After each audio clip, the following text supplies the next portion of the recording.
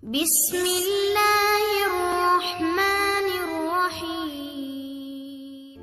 சேனலை பார்த்துட்டு இருக்க உங்க எல்லாருக்கும் என்னுடைய சலாமை ஏத்தி வச்சுக்கிறேன். அஸ்ஸலாமு அலைக்கும் வரஹ்மத்துல்லாஹி வபரகாத்துஹு. பராத் இரவுல மக்கள் செய்யக்கூடிய விஷயங்கள் எல்லாம் என்னென்னு இன்னத்த வீடியோல பாத்திரலாம் இன்ஷா அல்லாஹ். பராத் அதாவது ஷஹபான் பிறை 15 இன்னைக்கு மகரிப்ல இருந்து ஆரம்பிக்குதுன்னா சாயங்காலத்துல இருந்தே மக்கள்லாம் புது துணியை மாத்தி ஸ்பெஷலான ஒரு சாப்பாட்டுகளை வச்சு அக்கம் பக்கம் உள்ளவங்களுக்கு எல்லாமே பண்டங்களை பரிமாறி கொடுத்துக்குவாங்க. அது மட்டும் இல்லாம பள்ளிவாசல்களுக்கும் ரொட்டி சுட்டு கொடுப்பாங்க. மஹரிப் தொழுகை முடிஞ்சதுமே இந்த விஷயங்கள் எல்லாமே நடக்க ஆரம்பிச்சிரும். இதெல்லாமே முடிஞ்சதுக்கு அப்புறம் ஹஸ்ரத் இன்னும் மொஹல்லா வாசியில உள்ளவங்க எல்லாரும் அவங்கவுங்க வீட்லயும் பள்ளிவாசல்கள்லயும் ஒண்ணு கூடி 3 யாசின் ஓத ஆரம்பிப்பாங்க.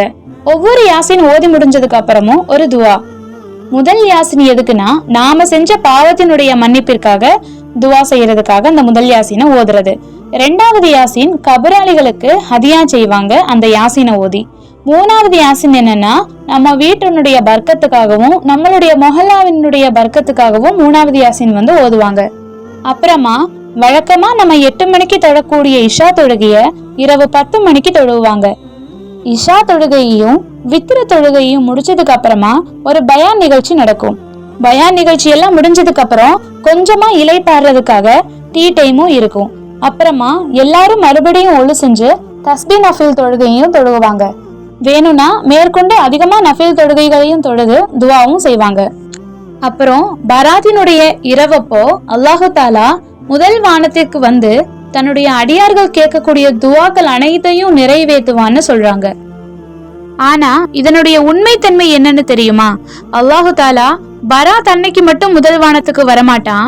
ஒவ்வொரு இரவிலும் 3வது பகுதி அதாவது தஹஜ்ஜுனுடைய நேரத்துல முதல் வானத்துக்கு வருவான். இதற்கு ஆதாரமா நபி ஸல்லல்லாஹு அலைஹி வஸல்லம் அவங்க சொல்றாங்க, உயர்வு வளமும் மிக்க நம்முடைய இறைவன் ஒவ்வொரு இரவிலையும் இரவினுடைய 3வது பகுதி இருக்கும்போது கீழ்வானத்துக்கு இறங்கி என்கிட்ட யாராவது பிரார்த்திச்சா அவங்களுடைய பிரார்த்தனைய நான் ஏத்துக்கிறேன், என்கிட்ட யாராவது கேட்டா அவருக்கு நான் கொடுக்கிறேன், என்கிட்ட யாராவது பாவ மன்னிப்பு கோரினா அவங்களுடைய பாவங்களை நான் மன்னிக்கிறேன்னு நபி ஸல்லல்லாஹு அலைஹி வஸல்லம் ஒரு ஹதீஸ்ல அறிவிக்கிறாங்க.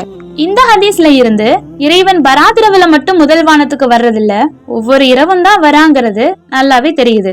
அது மட்டும் அல்லாம நிரந்தரமா நாம செய்யக்கூடிய நற்செயல்கள் தான் நபி ஸல்லல்லாஹு அலைஹி வஸல்லம் அவங்களுக்கும் விருப்பமானது. இரவு தொழுகைகளை எல்லாம் முடிச்சுட்டு மறுநாள் நோன்பு வைக்கிறதுக்காக சஹரு செஞ்சுட்டு அவங்கவுங்க வீட்டுக்கு திரும்பிடுவாங்க. இப்படி அமல்கள் செய்யறதெல்லாம் தப்பில்ல, ஆனா ஒரு குறிப்பிட்ட நாளை மட்டும் குறிச்சு அந்த நாள்ல செய்யறதுதான் தப்பு. இது போல புதுமையான விஷயங்களை விட்டு வல்ல இறைவன் நம் அனைவரையும் பாதுகாப்பானாக. ஆமீன். பராத் இரவை பத்தி ஹதீஸ் ஆதாரங்களோட இன்னொரு வீடியோ நம்ம சேனல்ல இருக்கு.